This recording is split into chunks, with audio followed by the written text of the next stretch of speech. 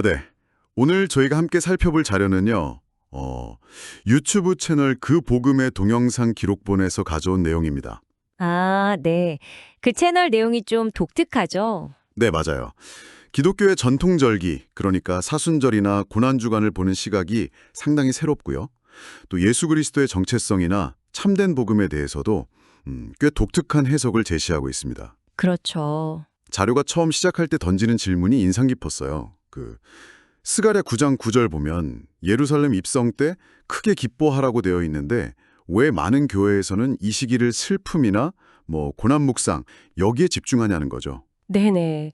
그게 아주 핵심적인 문제 제기입니다. 전통적인 방식에 대해서 좀 근본적으로 질문하는 셈인데요. 이 관점을 한번 깊이 따라가 보죠. 네, 좋습니다. 이 자료의 핵심 주장은 아주 명확합니다. 기독교 신앙의 중심이요. 그게 십자가의 고난을 계속 생각하는 것 그게 아니라는 거예요. 오히려 부활하신 예수를 만나서 얻는 기쁨, 거기에 있다는 거죠. 기쁨이요? 네. 아까 말씀하신 스가랴 9장 9절 시온에 따라 크게 기뻐할지어다. 이거하고 또 시편 118편에 이날은 여호와께서 정하신 것이라. 이날에 우리가 즐거워하고 기뻐하리로다. 이런 구절들을 근거로 들거든요. 아하. 그러니까 예수님의 예루살렘 입성 그 자체가 이미 기쁨의 선포여야 한다. 이런 주장인 겁니다. 그렇군요.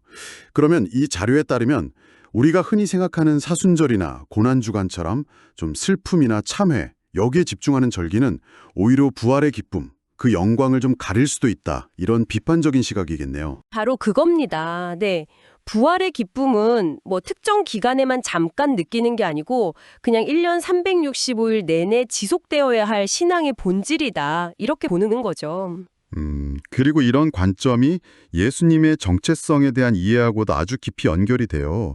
여기서 한 걸음 더 나가서 우리가 보통 하는 삼위일체의 교리 있잖아요. 거기에 대해서 다른 설명을 내놓습니다. 아, 맞아요. 그 부분이 정말 흥미로웠습니다. 어떻게 보면 전통적인 기독교 가르침의 거의 핵심 중 하나인데 삼위일체 교리가 성경적이지 않다고 본다는 거잖아요. 맞습니다. 딱 그렇게 주장해요. 이 자료에서는 하나님은 오직 한 분, 여호와이시다.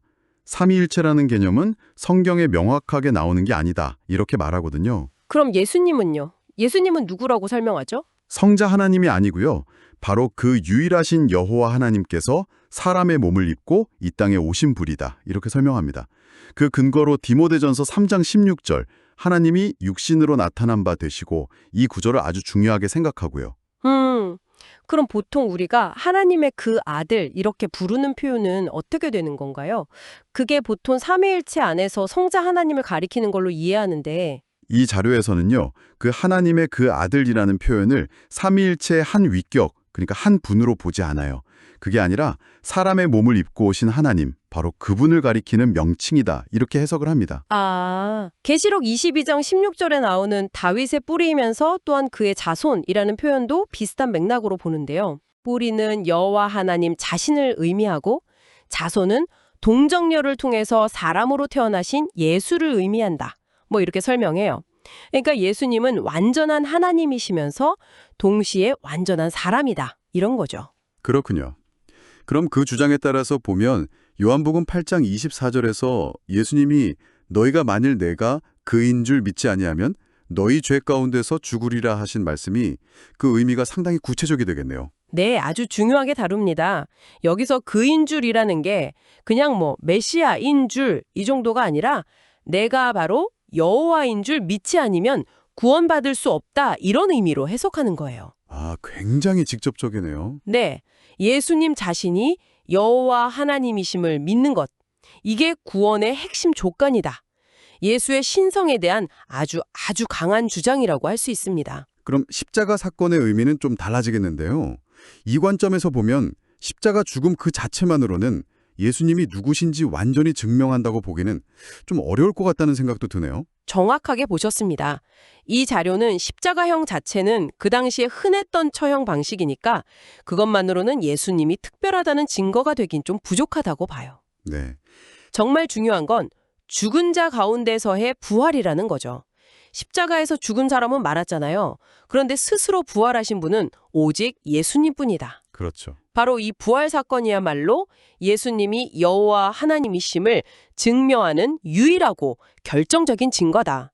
그리고 이게 바로 로마서 1장이나 디모데후서 2장에서 말하는 그 복음의 핵심 내용이다. 이렇게 강조를 합니다. 아, 결국 모든 논지가 부활로 딱 모이는군요. 그래서 부활하신 예수를 만나는 체험, 그게 슬픔을 이기는 기쁨을 주고 그 기쁨으로 1년 내내 부활을 증거하는 삶을 살아야 한다. 뭐 이런 주장으로 이어지는 거고요. 네, 맞습니다. 그렇기 때문에 사순절이나 고난주간처럼 특정 기간에만 십자가의 고난을 너무 강조하고 묵상하게 하는 건 오히려 성도들이 매일 누려야 할 그 부활의 기쁨과 능력을 약화시키는 행위일 수도 있다. 이렇게까지 좀 강하게 비판을 하는 거죠. 네, 오늘 살펴본 자료는 기독교 신앙의 초점을 십자가 중심의 슬픔, 여기서 부활 중심의 기쁨으로 옮겨야 한다고 주장하고 있습니다. 그러면서 예수 그리스도를 삼위일체의 제2위격이 아니라 육신이 되신 유일신 여호와로 이해해야 구원에 이른다고 아주 강력하게 말하고 있고요. 네, 상당히 도전적인 해석이죠. 전통적인 교리나 또 신앙 실천 방식에 대해서 근본적인 질문을 던지고 있다고 볼 수 있습니다. 이 다류의 관점에서 보면 가장 중요한 건 어떤 교리적인 동의 여부, 이걸 넘어서서 부활하신 예수님을 정말 인격적으로 만나고 그 기쁨을 실제로 누리는가, 그리고 그것을 삶으로 증거하고 있는가, 이게 중요하다는 거겠죠. 이 자료가 제시하는 기쁨의 복음, 그리고 예수님의 정체성에 대한 이런 급진적인 해석에 대해서 청취자 여러분께서는 어떻게 생각하시나요? 우리 신앙 안에서 십자가의 고난이 갖는 의미와 또 부활의 기쁨이 갖는 의미, 그 사이의 건강한 균형점은 어디일지 한번 고민해 보시는 것도 의미 있는 시간이 될 것 같습니다.